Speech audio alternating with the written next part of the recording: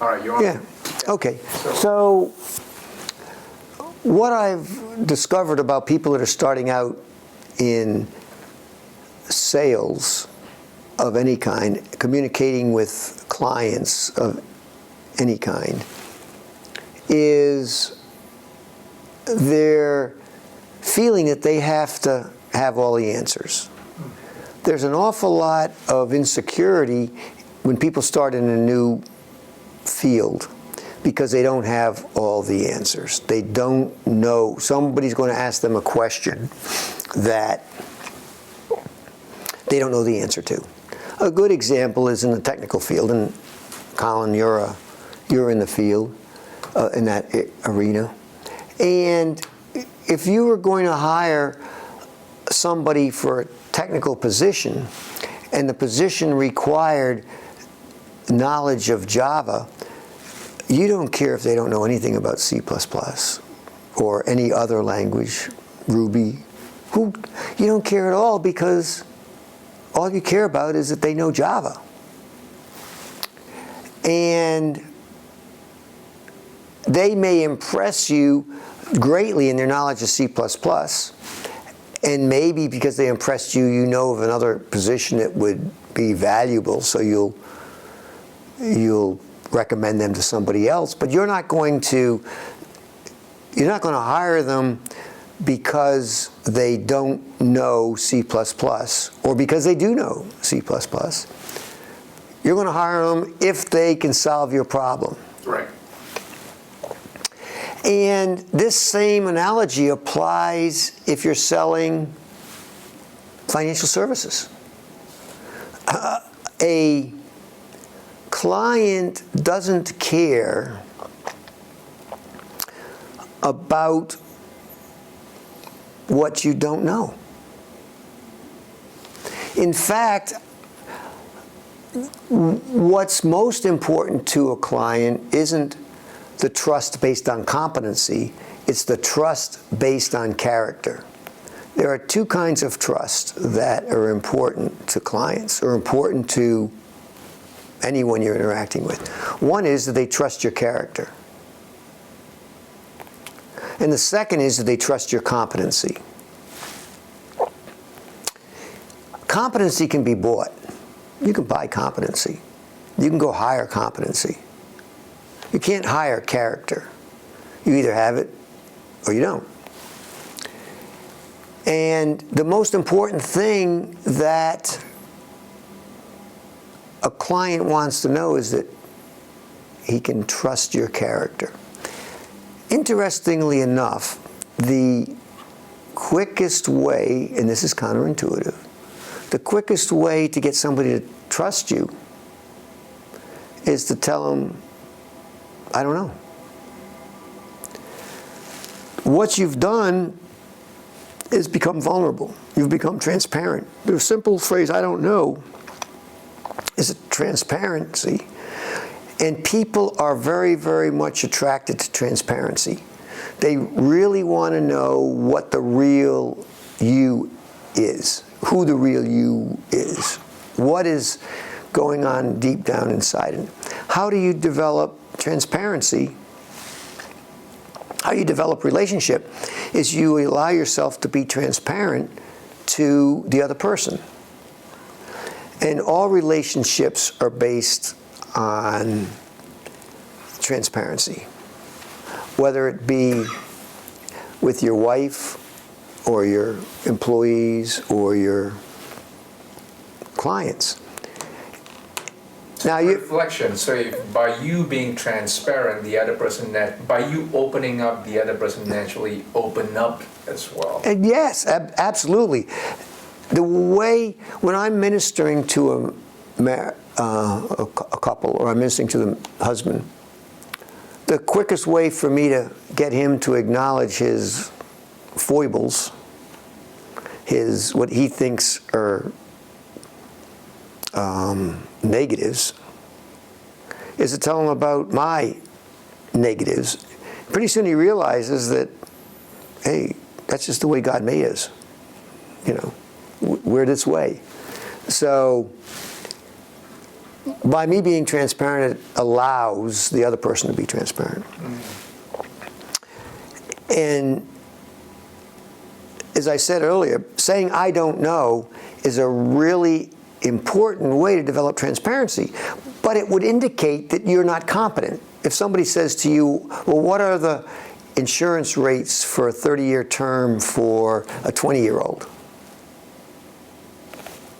Yeah, I don't know.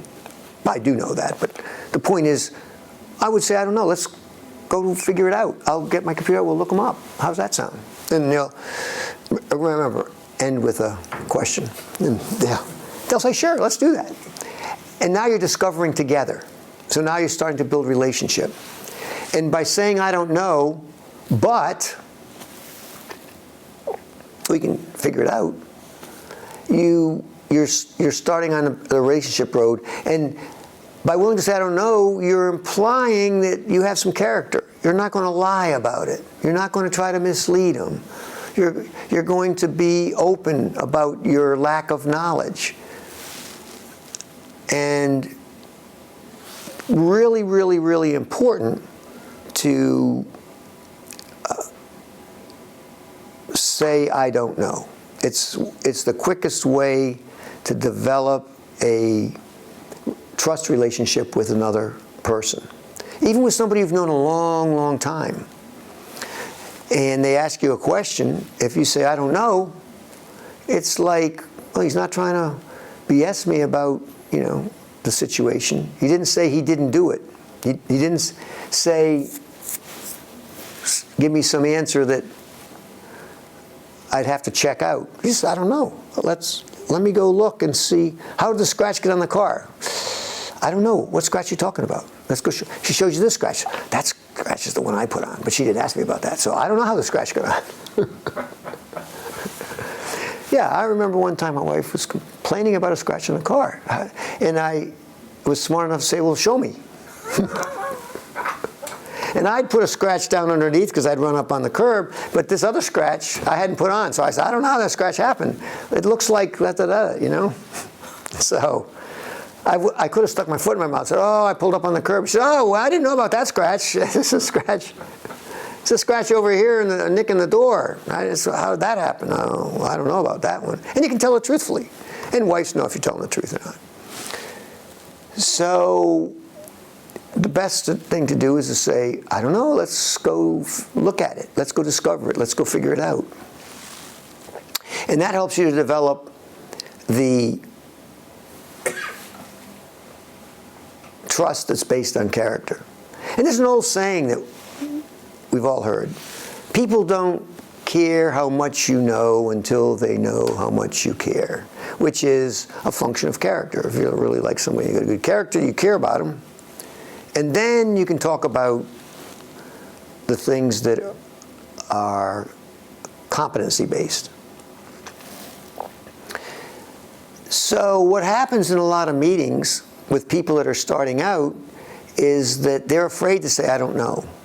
And they want to develop trust from the client, so they jump right in to trying to demonstrate their knowledge. They skip over all of the conversation that has anything to do with character. They skip over the discovery process. They want to jump right into product. They forget all about the people part of the business, and they jump right into product knowledge, because that's where they feel comfortable, because they know product. There's an old saying, a really good salesman can sell anything to anybody. And that's not entirely true, but basically it boils down to the fact that a good relationship builder understands the importance of building relationships and how to build relationships and why you build relationships and what it is you need to do to build a relationship. And when that's done, and it can happen really quickly, then we can discover, what does the client want? So people buy from people first before they buy the product. Absolutely. Absolutely. People won't, in fact, my dad is saying, people won't buy from you if they don't like you. I think if you were selling, longevity pills, people would buy them from you even if they didn't like you because they want the longevity pill. So if you've got something that's absolutely essential, or you're the only one with it or something like that, people don't necessarily have to like you. But if you're selling a commodity or a common product, then people want to do business with people they like. I'll give you a good example. Real estate. I trained a few real estate agents in how to be successful. And then I recommended them to clients. And because the real estate agent didn't handle their relationship well, mainly just callbacks, communication, it was relationship oriented. It wasn't that the person was incompetent. In fact, the person's extremely competent. Or I've had this happen a couple times. The person's extremely competent. One of the most competent real estate people out there. The problem was that the relationship part of the situation fell down. Communication, etc. And the people went and found another real estate agent. They weren't upset with the competency. They were upset with the character. So it's really important that you maintain your character. You maintain that relationship with the person, that they trust you. They trust your character. You can you can screw up, but if you have good character, you're going to apologize and you're going to try to make it right. Your competency took a hit because of maybe something out of your control. Maybe not. Maybe you just made a bad decision, or maybe you did something incompetent, negligent, whatever. We all make mistakes. So you made a mistake, but your character stayed intact, and you'll get a second, third, and fourth chance because people will trust you. It's a good example. I had a client that invested money with a real estate guy. First deal he invested with the real estate guy, it was back in 2008. The deal fell apart. Lost the whole thing. But they both had good character. They both were good people, and the investor decided he was going to give the investor decided he was going to give the real estate guy a second chance, and a third chance, and a fourth chance. And over the next 5-8 years, he made all of his losses back times 5. He was willing, because the real estate guy was a good person, good character, just a bad deal. It happens. But he kept his character intact, did the right thing, and these two people still have a great relationship, still do business together. And they've both become very successful. And again, it points to the importance of keeping your character intact, not your competency. So keeping your competency intact, but screwing up in your character will lose you the business. And in many ways, competency is the commodity, actually. Character is not the commodity. It's very good. That's a very good analysis. Yeah. Yeah, competency can be bought. You can hire programmers, you can hire real estate agents, you can hire insurance agents, you can hire competency. It's not, but you can't hire character. You can't hire that relationship that makes people feel comfortable. And character is about making people feel comfortable. Not that they're right, not that they deserve it. You know, maybe they don't deserve all of the attention and compassion and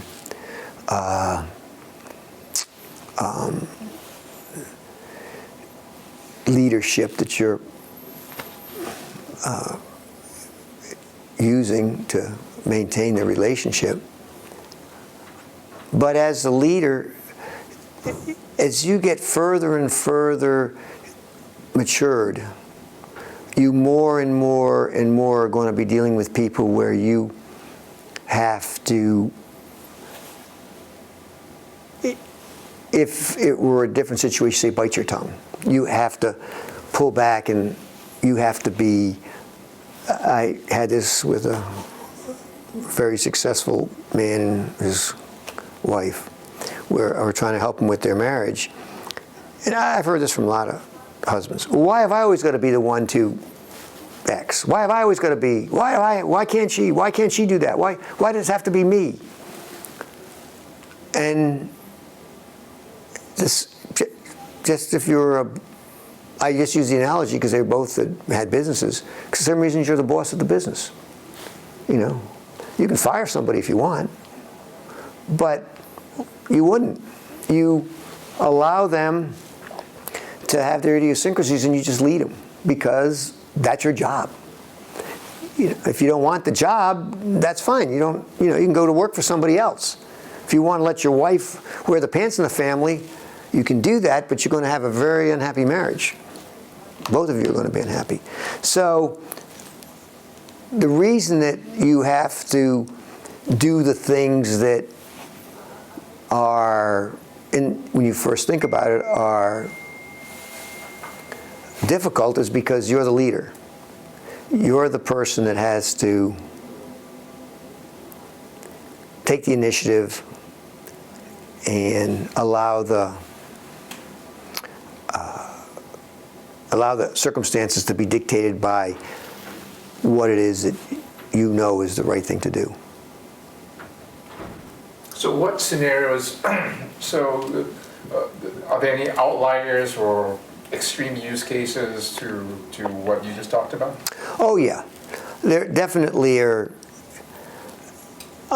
Sometimes you reach circumstances where the person is just completely irrational.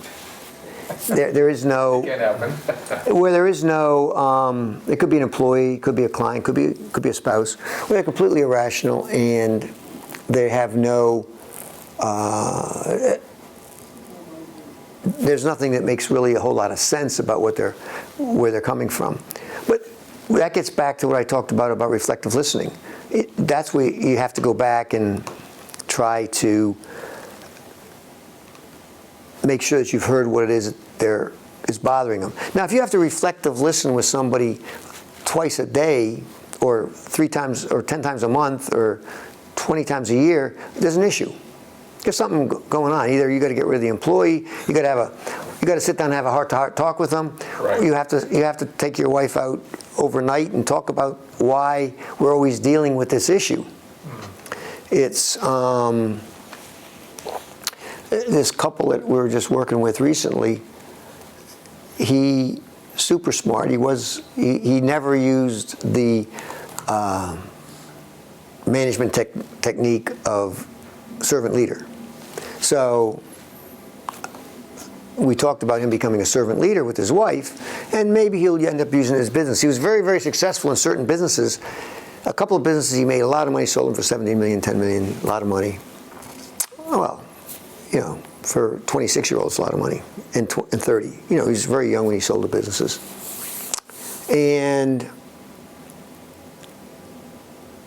But his management style was not servant leadership. And then he had to go into one of the businesses, he had to go in and become like the vice president and run the division. And if you have bosses and you're running a division, servant leadership is a very effective way. Micromanaging or commanding aren't effective leadership styles in a larger business. So I suggested he develop another habit, which was servant leadership. And he did, and in 5 or 6, 7 days, his relationship with his wife changed dramatically because he'd never treated her with that leadership style. In fact, didn't have much leadership style except the way he ran his businesses, which was very commanding and controlling. So what happened is he sent me some texts and said, hey, things are going well and things are doing really good. And I suggested to him, after a couple of weeks, I said, hey, well, yeah, but I don't know how long this is going to last. She's going to blow up one of these days, or something to that effect. I don't remember exactly what he said. And I said, well, it's time to preempt. Have meetings and preempt that. And he said, oh, hold your horses, Art. Let's not go too fast. So I laughed. I sent him a laughing emoji. But that's what you have to do. That's what happens in a relationship, what I was just talking about. When you've got a relationship where people are continually going off the deep end, so to speak, you need to then do preemptive work, which is another kind of discussion that we could have. But you need to take a position where you can have conversations that allow to deal with issues that are constantly recurring, whether it be an employee or a client or a spouse. So hopefully the things that we've talked about on these tapes are useful across all relationships. Because if they're not, as I've said before, they're probably just a trick. If it just works with employees, it doesn't work with your wife, it's probably a trick. It's got to be a methodology, a process, internal character set for you that works with everybody. It's got to be universal. It's got to be universal. Right? It's got to be universal truth, which makes it a biblical truth. Mm-hmm. A lot of the stuff I do is just stuff that I learned by reading the Bible. It's truth-telling. Truth-telling, right? Yeah. Truth-telling. So hopefully this has been a useful time, and we can pick it up again in a little while.